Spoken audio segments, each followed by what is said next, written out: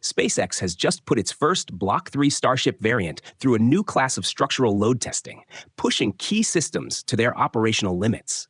At the same time, Elon Musk's projected March launch for Flight 12 now appears to have slipped to April, prompting the question of what changed over the past few days. Let's break it all down. Ship 39, the first Block 3 prototype, after weeks of integration work, including full stacking, avionics installation, plumbing, and hydraulic routing, and complete heat shield tile integration, was rolled out to Massey's test site Thursday morning for its first round of structural testing ahead of Flight 12. Once at Massey's, Ship 39 was positioned in the static fire area, where the newly built structural test frame was already staged. This frame is purpose-built for Block 3 vehicles and designed to apply controlled mechanical loads to critical structures.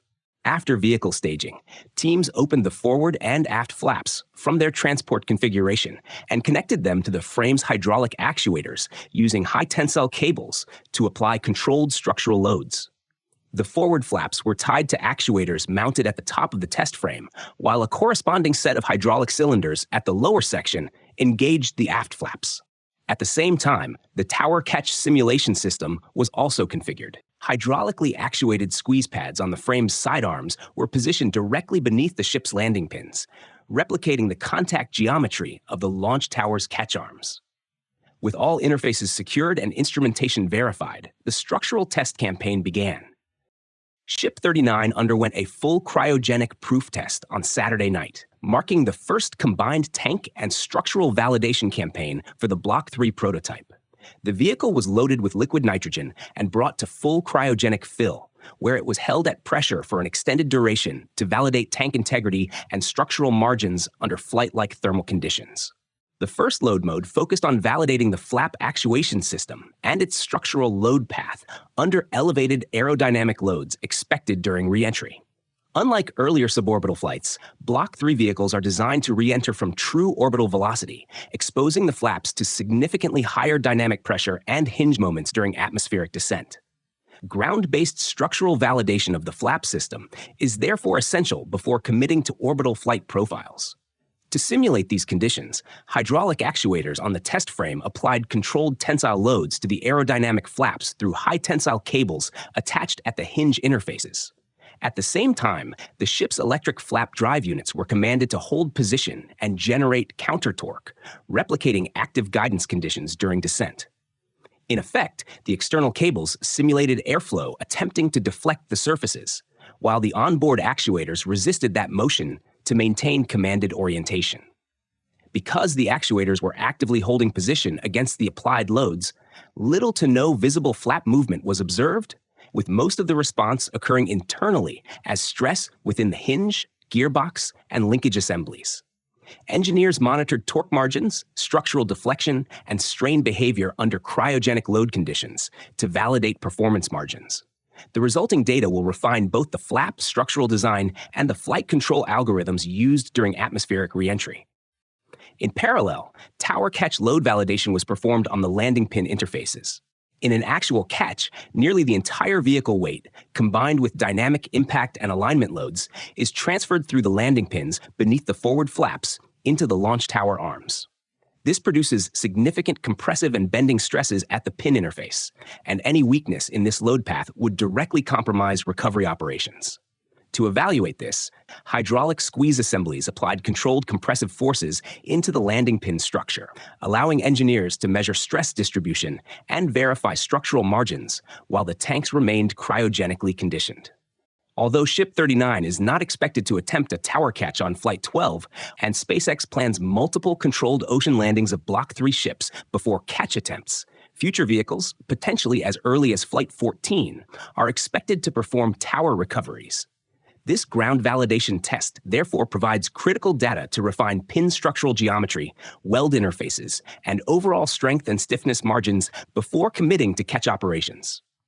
With this first round of combined cryogenic and structural validation complete, additional load cases are likely to follow as engineers expand the data envelope and verify performance margins. Once the full test campaign concludes, Ship 39 will return to the production site for engine installation before proceeding to its static fire campaign.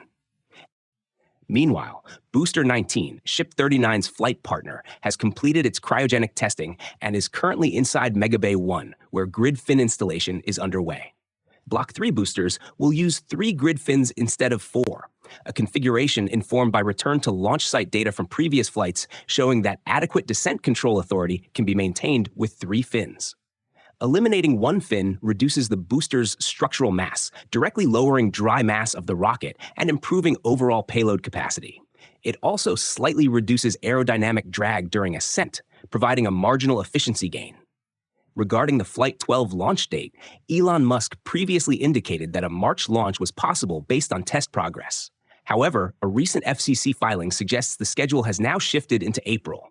The filing authorizes suborbital deployment of mass simulators, instrumented dummy payloads designed to replicate the mass and deployment characteristics of operational Starlink satellites. After separation, these simulators will briefly operate as active spacecraft, communicating with the Starlink constellation and ground stations before re-entering and disintegrating within roughly 90 minutes. The mission profile also allows the vehicle to reach an apogee of up to 350 kilometers, significantly higher than the roughly 200-kilometer apogees of previous tests. This higher trajectory extends the coast phase between main engine cutoff and re-entry, giving engineers additional time to evaluate payload deployment dynamics, communications performance, and in-space system behavior under more representative conditions. Because regulatory filings typically reflect finalized mission planning, April 7 now appears to be the earliest realistic launch opportunity for Flight 12. Launchpad 2, which will support Flight 12, continues moving toward operational readiness. A key recent milestone was the removal of scaffolding and temporary internal truss structures from inside the orbital launch mount rings.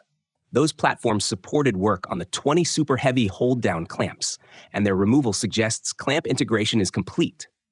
The next step will be repeated actuation tests to verify synchronized retraction timing, release sequencing, and hydraulic response characteristics, ensuring precise and interference-free booster release at liftoff.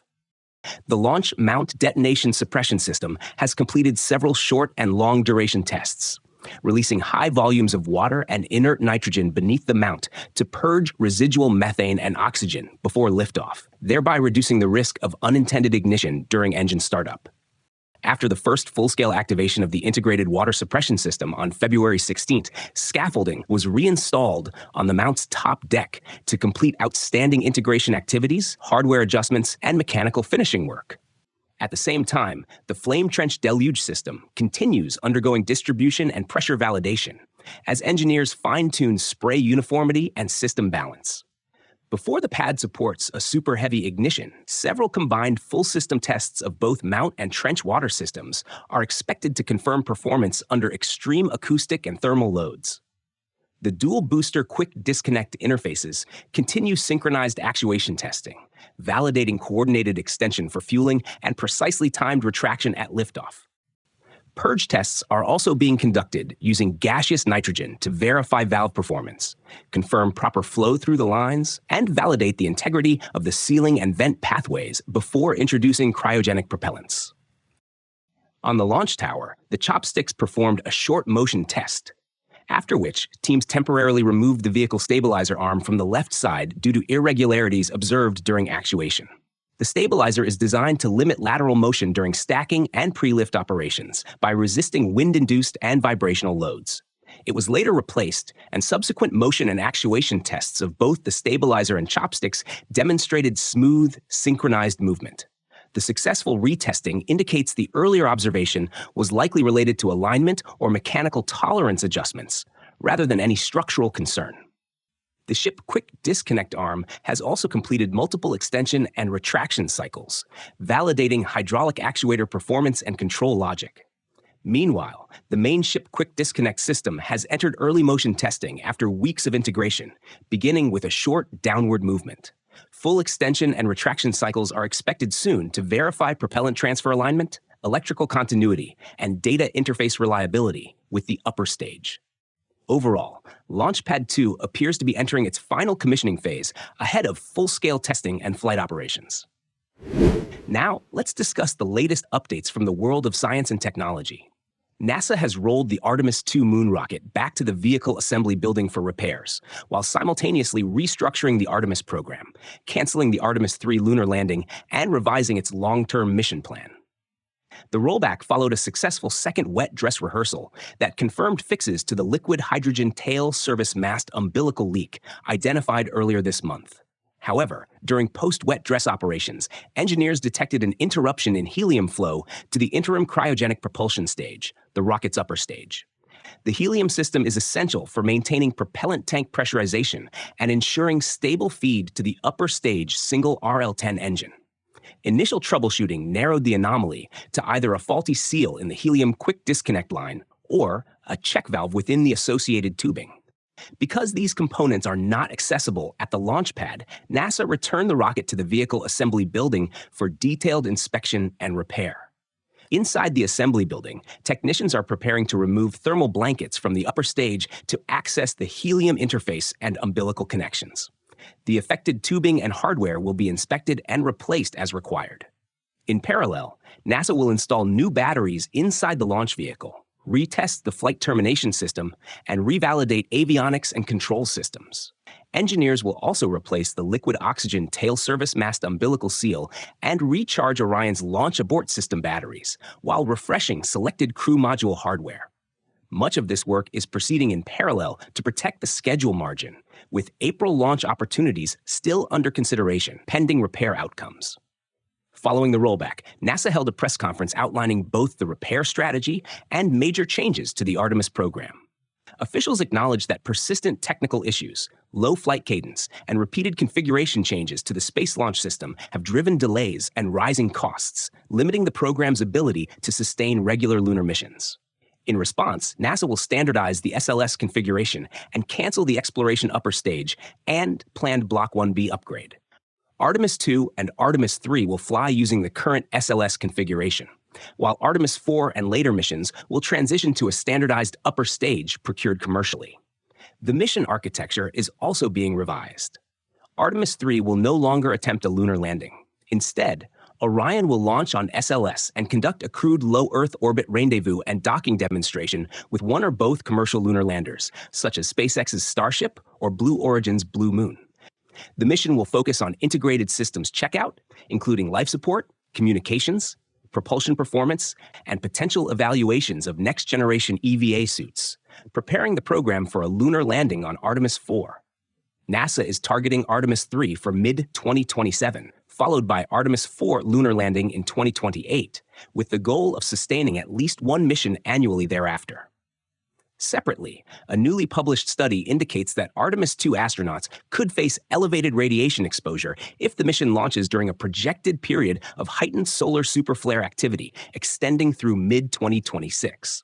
Based on decades of solar observation data, researchers identified broader windows of increased extreme space weather.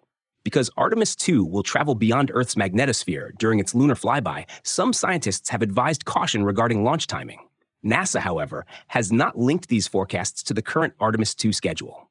Thank you for tuning in for the latest science news and Starship updates.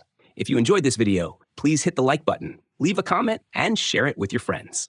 Also, don't forget to subscribe to the channel and turn on notifications so you never miss an episode.